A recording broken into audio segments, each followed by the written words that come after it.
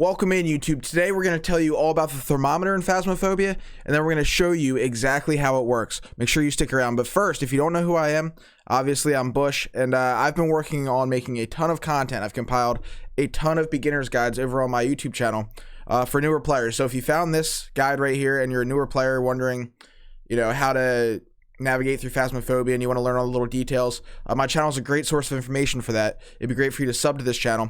Also, I make a ton of content over on TikTok, and I stream Phasmophobia live on Twitch every Monday, Wednesday, Saturday, Sunday. It would be awesome to meet you guys and see you over there. Hope to see you. Let's get to the video.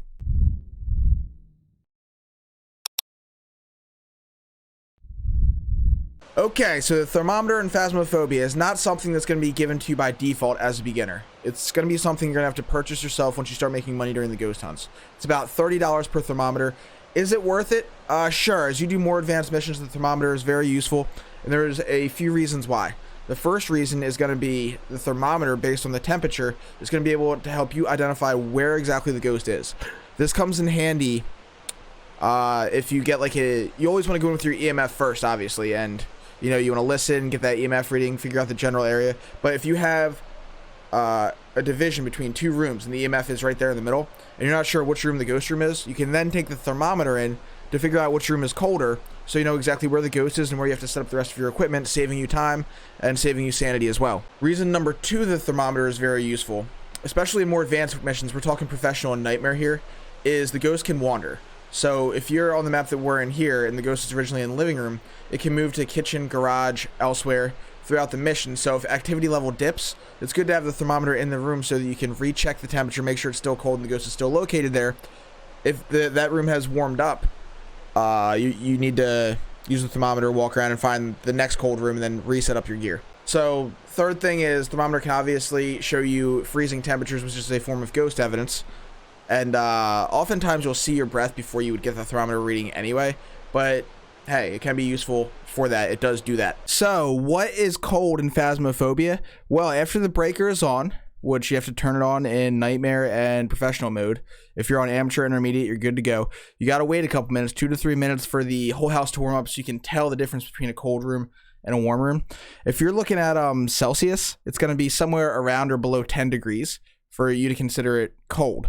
And in Fahrenheit, it's going to be at around 40 degrees or lower. Then obviously in Celsius, if you're below 0, it's freezing. In Fahrenheit, if it's below 32, you're freezing. And at that point, you'll start to see your breath. Now, keep in mind, the temperature of a room is only going to decrease when a ghost is within that room. So what this ultimately means in terms of gameplay is that the freezing room is not always the ghost room. It usually is, because the ghost is normally going to stay in the ghost room, especially on the lower difficulties. But if the ghost is wandering around a lot, you can get freezing in other rooms that aren't the ghost room, and it can be kind of confusing and disorienting. But hey, it's Phasmophobia, it happens, but just keep that in mind. Alright, so now I want to show you exactly how the thermometer works in practice. So I'm going to take my strong flashlight, and you also have to buy those. We're going to get the key.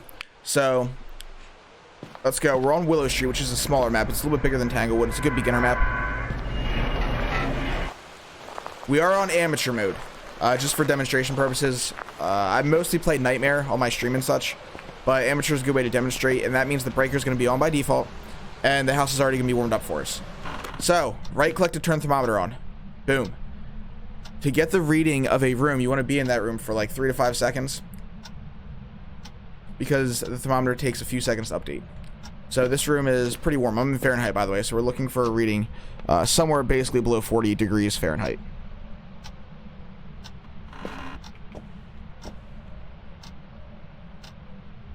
Okay, it's still warm here.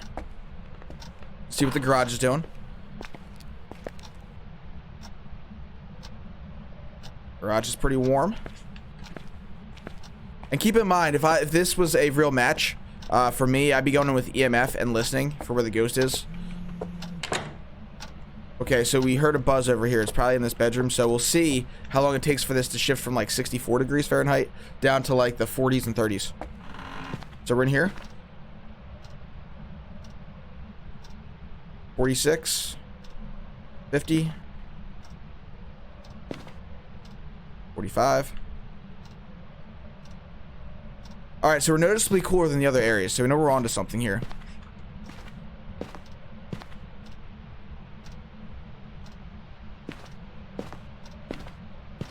Could also be a hallway ghost. Let's check out here again. It could also be a bathroom ghost, because in Phasmophobia, the walls can blur. So there's a wall between the bathroom here and this bedroom. So this bathroom might very well be pretty chilly. Let's see.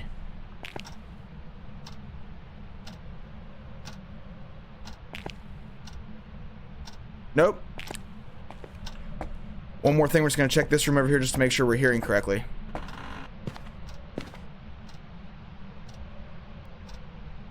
And there you go. Process of elimination. We found the ghost room. The ghost room is going to be right over here.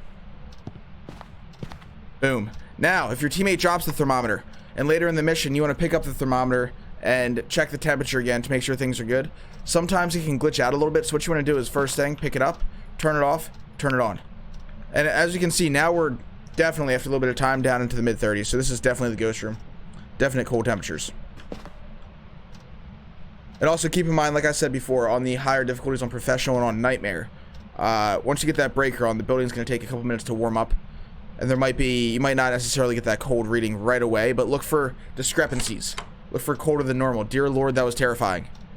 Alright, so those are the basics of the thermometer, what it's used for, why it's a good thing to have, and why ultimately when you get more money, you should be buying one and having one on hand, especially on the higher difficulties. I hope this guide helped. If you have any questions, leave a comment on my channel here on this video. After you smash that like button, of course. Make sure you subscribe. And if you want to talk about Phasmo, you need any advice, want to see a high-level player in action, I am level 5,000. I have over 1,000 hours in the game. Come on over to Twitch. Stream every Monday, Wednesday, Saturday, Sunday. Always Phasmophobia content. It'd be awesome to see you guys over there. Until next time, see you later.